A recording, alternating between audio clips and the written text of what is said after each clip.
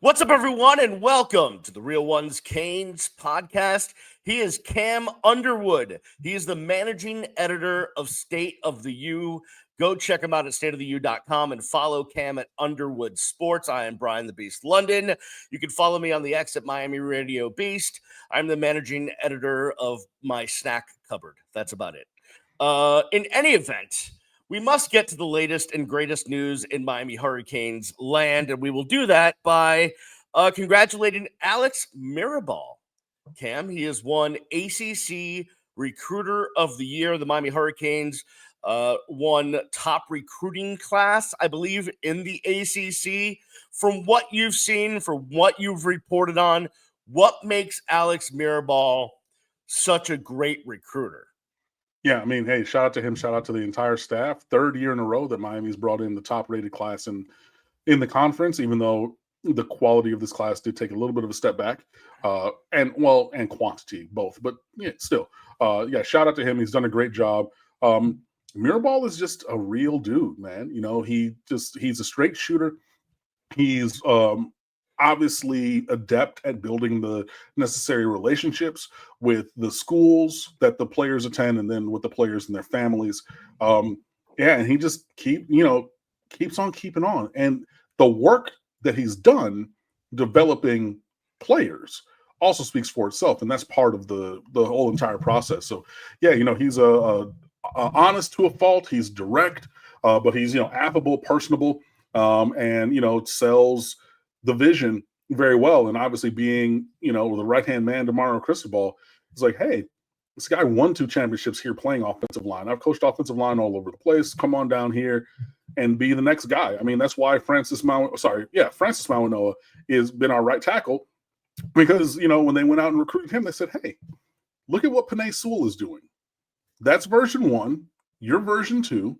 Plug, set it, forget it for 3 years. You're going to be a top 50 draft pick, probably first round, and then we're going to move on to the next guy, plug them in and do the same kind of a thing. So, yeah, just with all those parts and pieces put together, I think that makes him a great recruiter. And in this class, 2 4-stars in S.J. Alufatuli from Las Vegas Bishop Gorman, a school that Miami has recruited very well ever since getting Brevin Jordan down here. And then also 4-star Max Buchanan from Sanford Seminole over in Central Florida, and then 2 developmental tackles in Demetrius Campbell and Jayden Wilkerson, both from Orlando, different schools. But, you get 2 blue chip linemen, the center of the future, a very good in Lufatuli, a very good guard prospect that, you figure will start in Buchanan, and then 2 6'6" guys with long arms and athletic feet that could potentially develop into starting tackles unless you, recruit and develop over them. But yeah, a really great job in the kind of macro of like what he does, and then in the micro of like who he actually got in this class. That I would have liked to see 1 more offensive lineman in this class, but overall you can't be mad at that haul. So yeah, great job. Yeah, a couple things here. One, from knowing Alex Mirabal going back in every stop that he's been at, everyone loves him, right? Everyone believes this guy is top notch. And I think it's because he's the hard ass when he needs to be, because every offensive line coach is, but also that, bigger, older brother, dad figure, showing love when he needs to. He brings all of those range of things to it with the kids. The other thing is he's a great teacher. And you talked about it, and you've been in the classroom teaching, so I'm sure you admire great teachers, right? Absolutely. But it takes a certain person to be able to not just like show technique and teach tech and put it up on the whiteboard or show it on film, but to actually communicate that and get it across to a vast subsection of offensive linemen that come from every different background. To be able to communicate it to all of those different guys, I think is a heroic effort.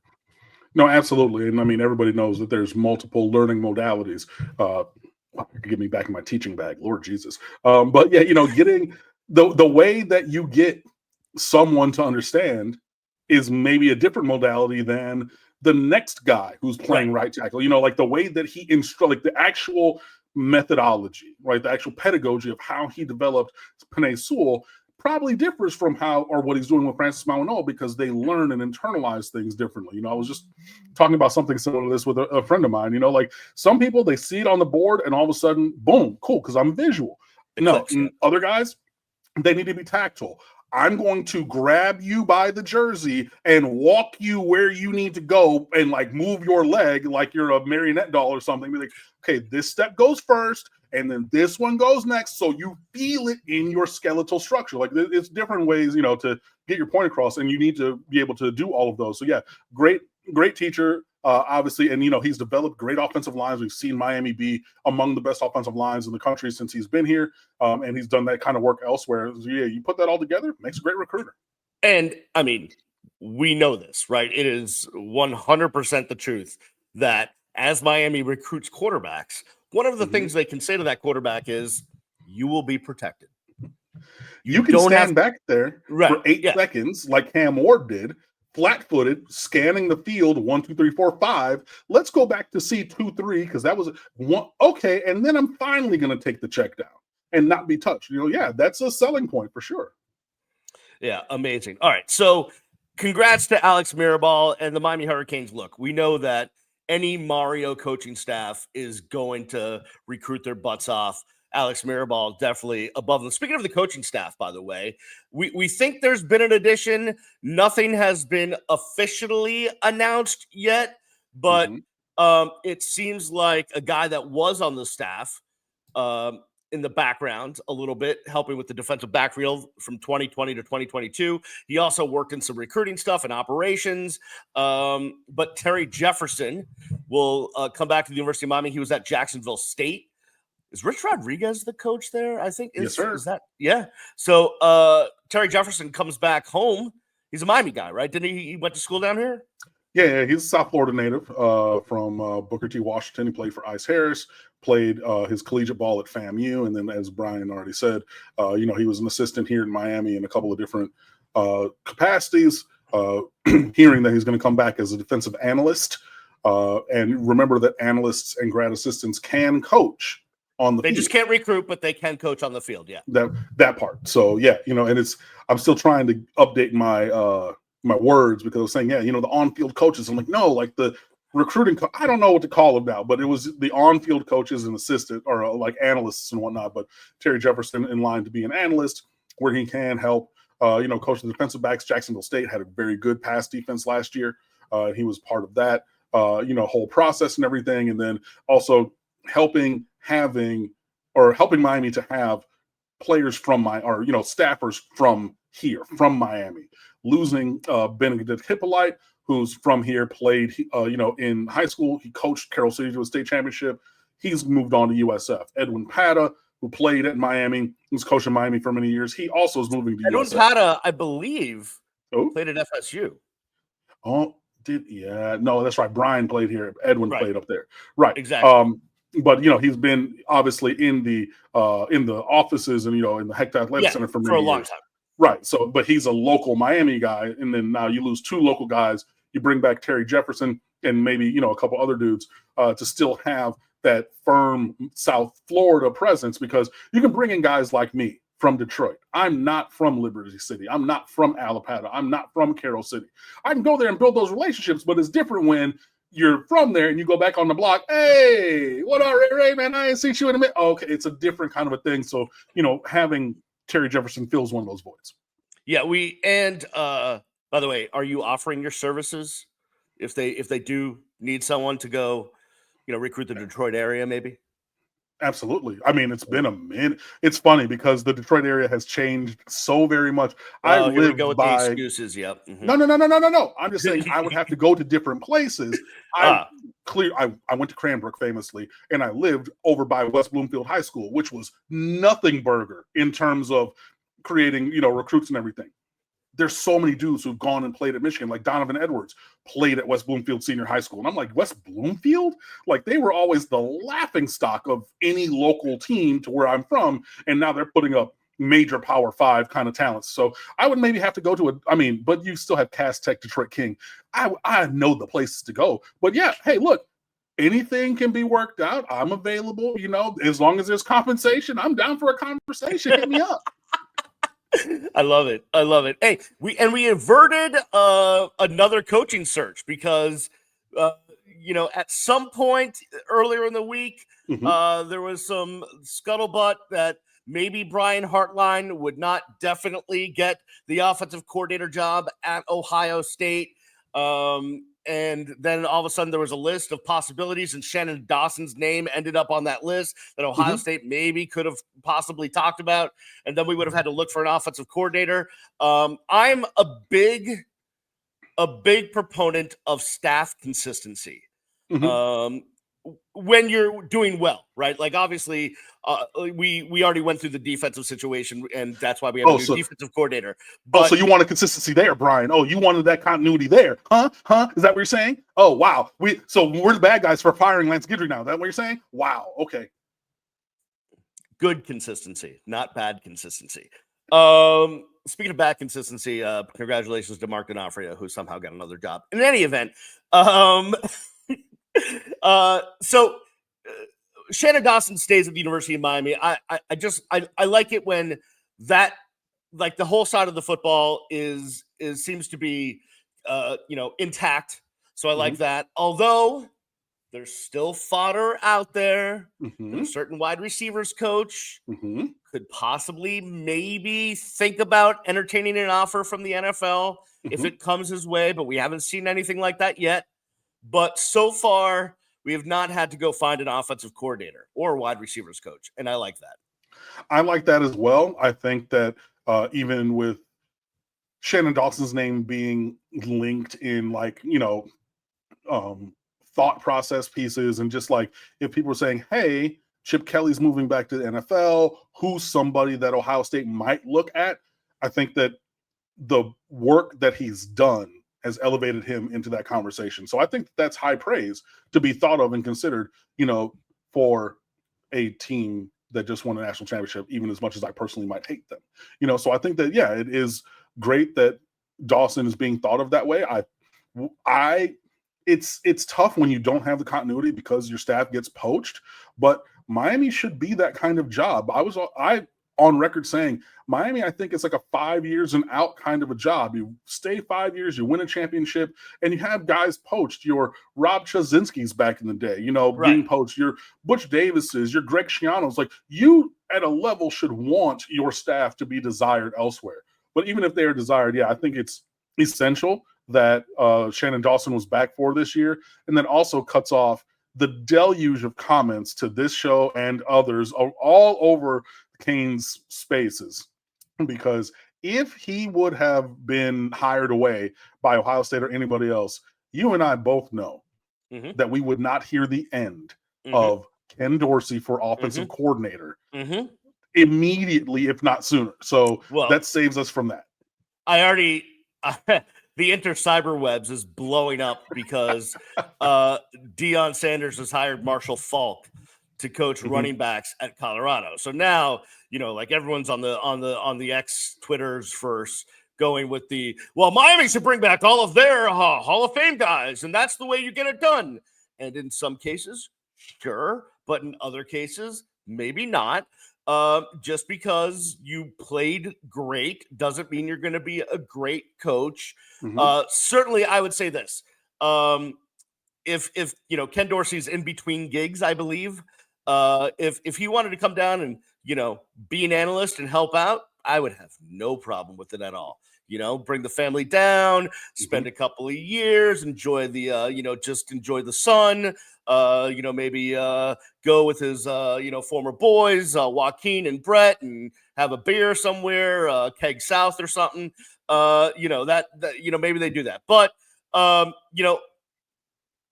I don't even want, I won't even cross that bridge of having the debate of whether Ken Dorsey would have been a good offensive coordinator hire or not, because we're not there. So it's totally fine that I'm not going to say anything about that. In any event, what we are going to do is take a break.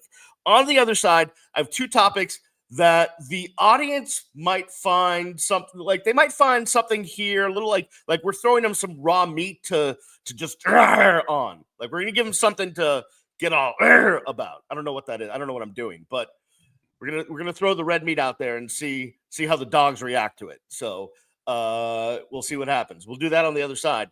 You're listening to watching the Real Ones Canes podcast. And we are back on the Real Ones Canes podcast. He is Cam Underwood, managing editor at State of the U. Go check out the great coverage they have at State of the U. I saw position rankings, Cam. I saw all sorts of stories on there. Too much for me to read because my brain is small. But a lot of stuff. You guys pump out content. I love it. So I appreciate it. So go check out Cam's stuff at State of the U. Follow him at Underwood Sports. Follow me at Miami Radio Beast. I'm the Beast, Brian Lennon, if you didn't know that, or if you can't read the little thing on the screen if you're watching on YouTube, which is fine. Cam, we have to get into two topics, which I think, the word these days is trigger, and you just tried to trigger me during the break about the ABC song. We'll get into that on a different show. I did not try to trigger you. I just informed you of something that you didn't know of, which is of itself triggering. I did not try to trigger you, though. Yeah, okay, sure. After you told me that I hated Outkast. In any event. You said that. No, I did not. I took a shot at you for making a lame butt joke. But in any event, let's get to this. Okay. So there's sports analytics people out there that know a lot more about the math and the numbers and all of this stuff than I do.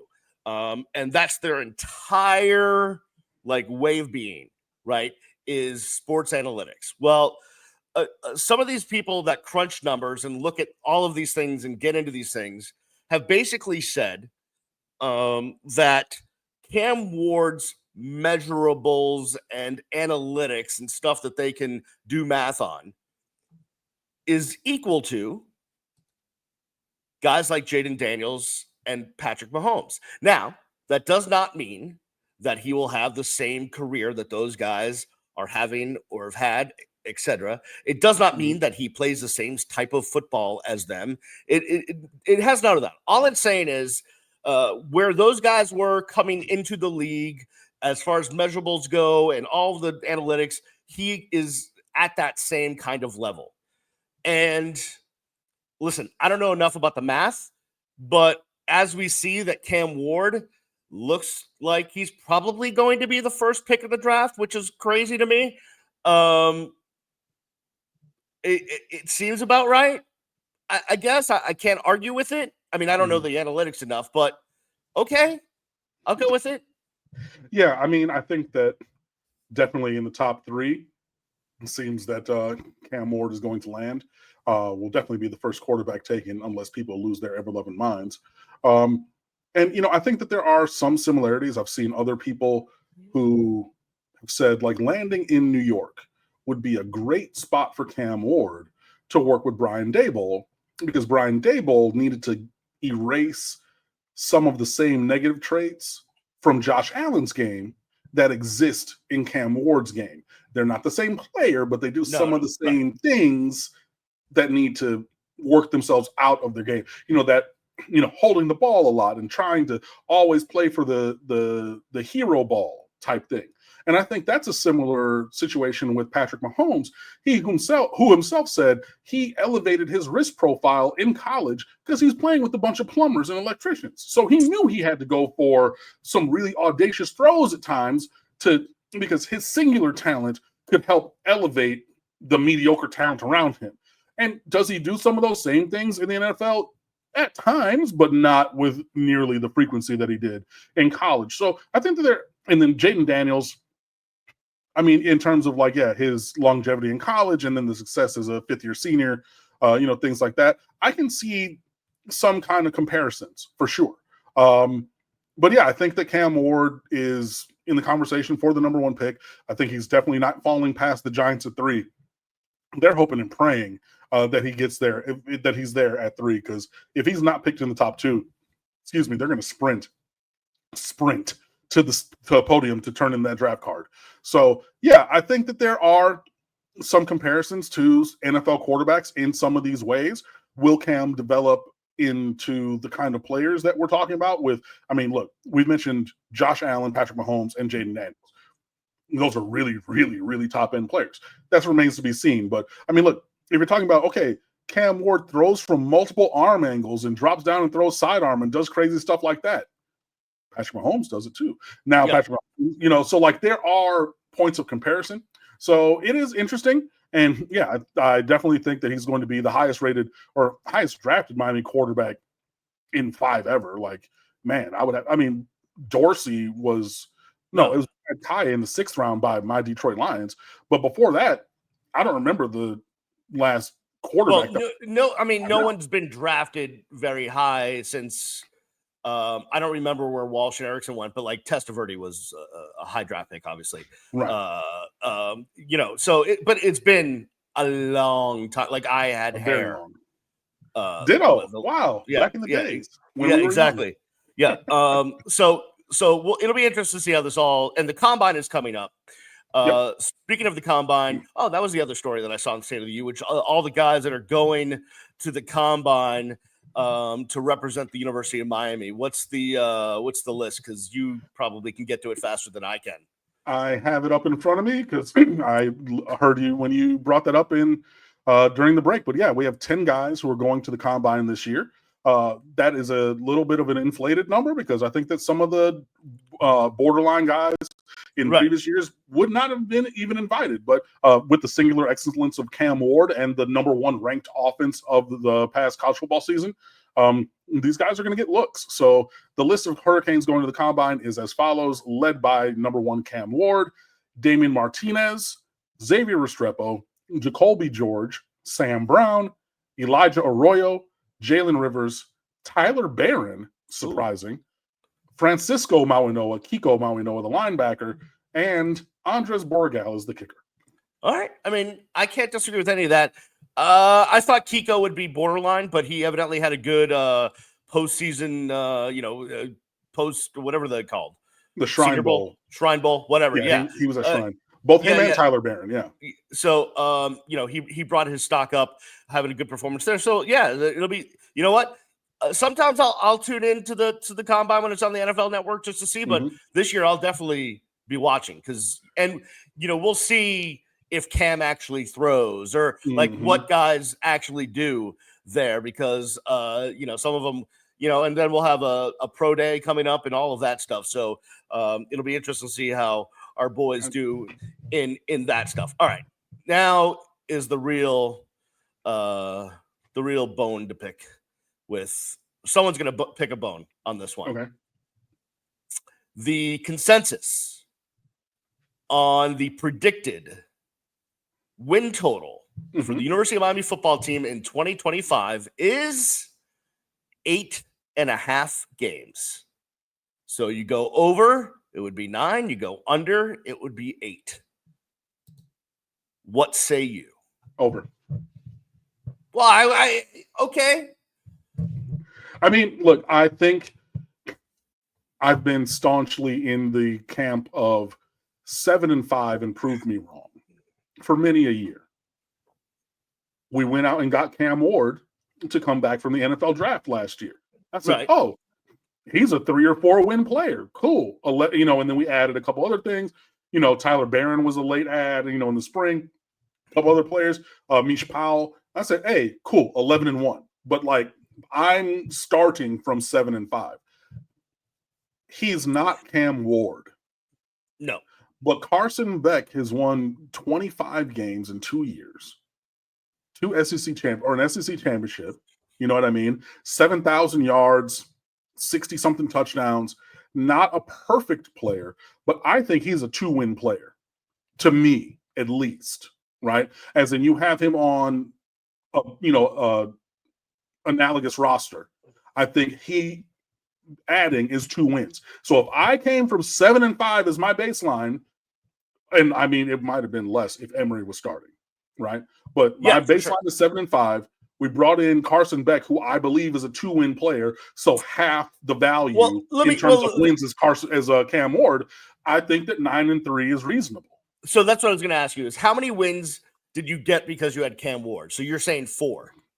I'm saying I was at 3.5.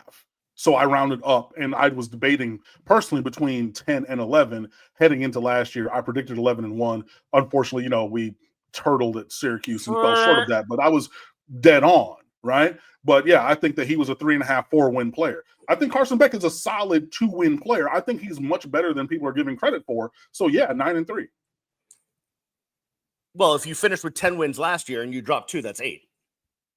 Right? If Well, you no, go but back, I'm not. No, I'm starting from the foundation of without Carson Beck after the bowl game. My prediction was 7-5. Proved me okay, wrong. I see what you're saying. I think that he's a 2-win player on top of that, Okay, not so relative that's how to you get last to year. 9. Okay. Bang. So that's how, 7-5 Okay. baseline, add a 2-win player. I think that 9-3 is reasonable for next season. I'm not ready to do win-loss in the schedule yet, but here's, when I do look at the schedule, this is where I see like possible road bumps.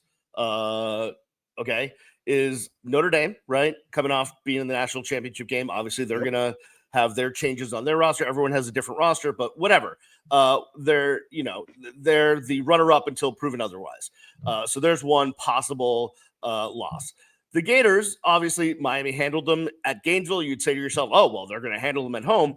But, DJ Lagway has improved since Miami saw him for a bit in the opener last year. It's a possibility. It's a possibility that Miami could lose that game. And then you get to the ACC schedule, and there's unfortunately you just feel like there's going to be a slip up somewhere, right? Whether it's Louisville or at SMU, somewhere there's going to be a slip up. And then it's, can you get through Syracuse, NC State, Virginia Tech, at Pitt without slipping up? We've seen stupid stuff happen in the Florida State game too. I'm not predicting it. I'm saying in the past of life, even recently with Manny Diaz and Mario Cristobal's coaching, right? We've seen stumbles where that should be smooth sailing. So, yeah.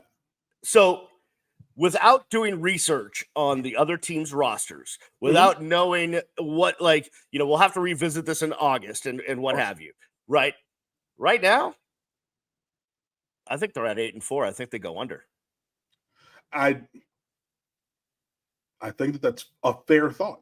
I'm not on the overside and pitching my tent, building a house, with century guns and everything and blowing you up. If you're like, no, if you think otherwise, I'm not that staunchly on it. I think that they'll go over, but I understand everything that you're saying. And I think that it's reasonable, even if in the end I came to the opposite conclusion.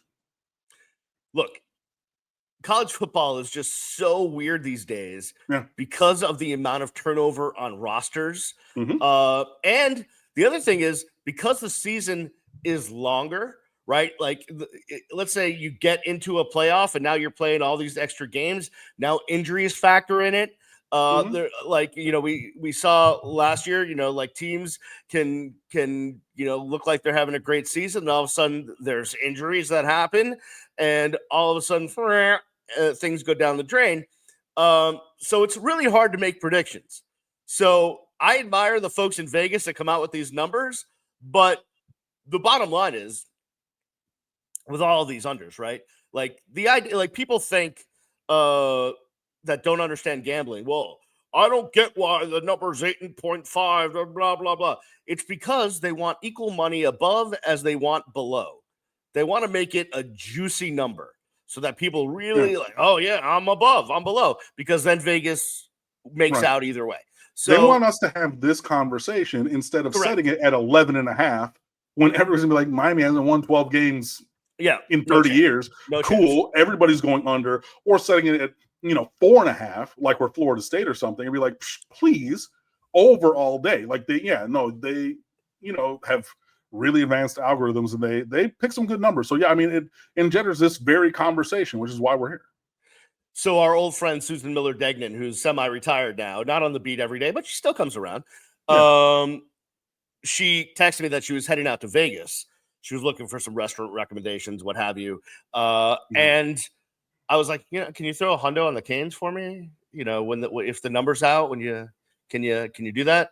And she's like, okay, so we'll see what happens. We'll see how that rolls. But I got a hundo on the Canes to win it all next year. Oh, okay. So you took the plus what was it, plus like 6,000, Yeah, 5,500, give or take? I don't know what the odds were at whatever book she was Yeah. at, but Okay. yeah, I throw it out there. We'll see. It's mean, probably look, like just throwing 100 into the water. I might as well have done that, but yeah. I mean, it's just a long-term bet as opposed to sitting there and having a couple cocktails while you play roulette or blackjack or the whatever. first time I ever gambled in my life legally, Okay. I went to Las Vegas, and this was back in like 2001, and I'm with my dad, and we're like, throwing money on baseball and basketball, and I'm like, Dad, I'm gonna do something really stupid. And my dad's like, when it comes to spending, is like very conservative. Like, he never wants to take his wallet out for anything. So I was like, hey, let's put 100 down on the Patriots and 100 down on the Canes. They both won. It was a good year. Okay. So there you go. That's a very good year. Likewise, my first gambling, well, I mean, other than like spades at a family cookout, was also senior year spring break. I did half of it in Vegas and then half back on campus in Miami. And yeah, that first half was a lot of fun. And that's all I'm sure. Yeah. Well, I mean, all of it was a lot of fun, but that one specific. All right, there'll be more stuff to get to without a doubt next week. It always is happening. I still expect more announcements as it relates to staff situations. We'll see, what they add into the mix. I think they still need someone to help coach the D line, probably, don't they? Yeah, there's still the same 2 assistant spots open. Right. Depends on like what they want to do with them, whether it's a second defensive back coach, linebacker, defensive tackles, or whatever. Yeah, there are 2 open spots still on staff for recruiting coaches. The coaches who can recruit and coach, right. Whatever you want to call it. But yeah, there's still 2 openings, and we will see who those go to eventually. All right, we'll see if that happens this week. If it does, we will definitely bring it to you next week. We'll bring whatever is happening in Canes World to you next week. For Cam Underwood, the managing editor of the State of the U, please go check him out at stateoftheu.com and at Underwood Sports. I am Brian the Beast London. Follow me at Miami Radio Beast. We'll see you next time right here on the Real Ones Canes podcast. Peace.